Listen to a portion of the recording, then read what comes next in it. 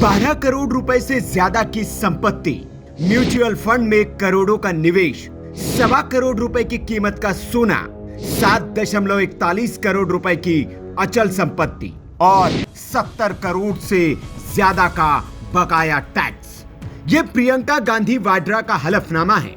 कांग्रेस महासचिव प्रियंका गांधी ने बुधवार को केरल की वायनाड लोकसभा सीट से उपचुनाव के लिए पर्चा दाखिल किया।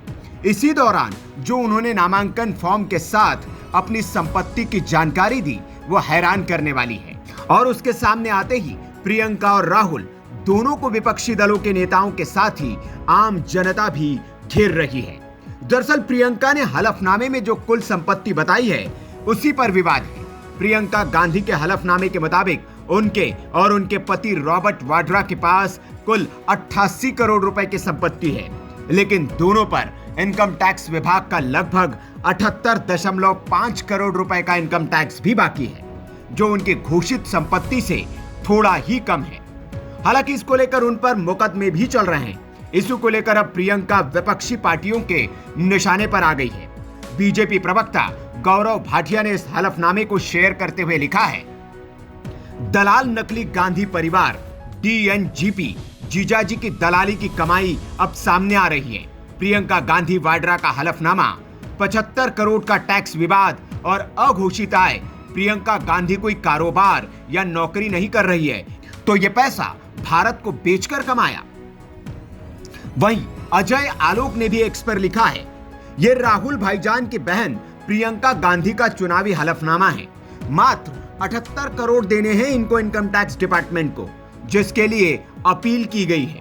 जीवन भर कोई नौकरी नहीं, कोई काम धंधा नहीं, तो इतना टैक्स कैसे दबा लिया सरकार का, कोई बताएगा? वहीं कपिल मिश्रा ने भी प्रियंका की संपत्ति और टैक्स चोरी पर तंज कसते हुए लिखा है, प्रियंका गांधी का एफिडेविट करोड़ों रुपए का इनकम टैक्स छिपाने और टैक्स न देने का केस चल रहा है। 75 करोड़ का टैक्स विवाद मतलब 220 करोड़ रुपए के अघोषित आय। ये पैसे कहां से आए? ये वो इनकम है जिसे इनकम टैक्स विभाग ने पकड़ा है। इसमें पतिदेव का सच अभी सामने नहीं। प्रियंका वाड्रा के एफिडेविट से एक बात तो स्पष्ट है कि जितनी उनकी और उनके पति की मतलब रॉबर्ट वाड्रा की टोटल एसेट वैल्यू नहीं है, उससे ज़्यादा तो उनको इनकम टैक्स डिपार्टमेंट को चुकाना है। मतलब इनकम टैक्स को 80 करोड़ रुपए देने हैं। टैक्स चोरी करना, जमीन चोरी करना, यही गांधी परिवार कांग्रेस पार्टी की फितरत रही है। सत्ता में नहीं है तब ऐसी टैक्स चोरी, तो सत्ता में रहकर क्या किया होगा सोचिए। और अब इनकम कम हुई है ये दिखाते हैं। वैसे तो जो बड़ी बड़ी बातें करते हैं कि दूसरों पर वो आरोप लगाते हैं चोरी का, खुद कितनी चोरी करते हैं वो एक सवाल निशान है। जो लोग अडानी अंबानी को रोज गाली देते हैं वो उन्हीं में डायरेक्टली और इनडायरेक्टली निवेश भी कर देते हैं। और जो बात करते हैं कि जितनी आबादी उतना हक होना चाहिए, संसाधन जो है वो जितनी आबादी लोगों की है उसमें बंटना चाहिए, तो अपने संसाधन का अच्छा हिस्सा बांटिए ना लोगों में। क्या बांटेंगी जनता के बीच में? इससे कई सारे सवाल निर्माण होते हैं कि प्रियंका वाड्रा और राहुल गांधी कहते तो एक बात है परंतु करते दूसरी बात है। और अगर टैक्स चोरी, जमीन चोरी सत्ता में बाहर रहकर भी कर रहे हैं तो सोचिए ये कितने बड़े महाचोर है। ये इससे स्पष्ट हो जाता है कांग्रेस एक महाचोरों की पार्टी है। बीजेपी तो छोड़िए, आम एक्स यूजर भी प्रियंका के इस हलफनामे पर आक्रोशित है।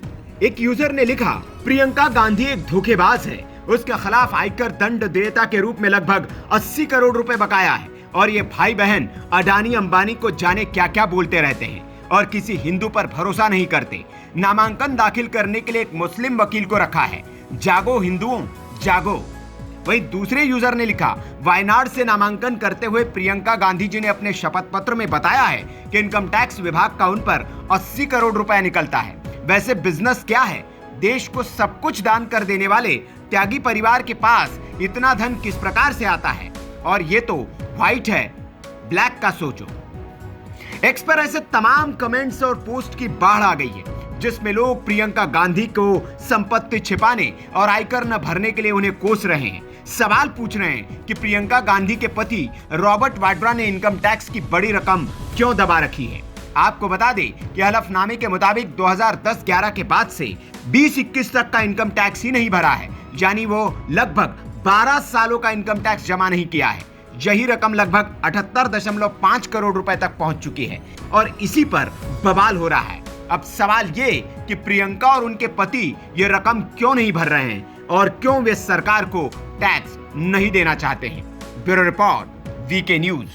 देखिए, भारत के संविधान में कोई कहीं से भी चुनाव लड़ सकता है, पर जो पार्टी जिसकी जितनी आबादी उसकी उतनी हिस्सेदारी की बात करती है, तो उनकी प्रियंका गांधी जी की आबादी और हिस्सेदारी वायनाड से कैसे हो सकती है?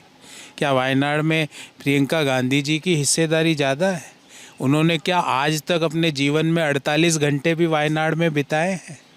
माताजी राज्यसभा में, पुत्र लोकसभा में, बहन भी यहाँ पर, फिर कंवर साहब भी आ जाएंगे, फिर उनके बच्चे भी आ जाएंगे। इसी परिवारवाद के खिलाफ मोदी जी लड़ाई लड़ रहे हैं। बाकी संविधान में है, कहीं से भी चुनाव लड़िए, हमें कोई ऐतराज़ नहीं है, पर आपका जो दोहरा रवैया है, आप बोलते कुछ है, आपके एक्शन कुछ और कहते हैं। जिसकी जितनी आबादी, तो वहाँ किस धर्म की आबादी है? वायनाड में किस धर्म की आबादी मेजॉरिटी है? क्या प्रियंका गांधी उस धर्म को बिलोंग करती है?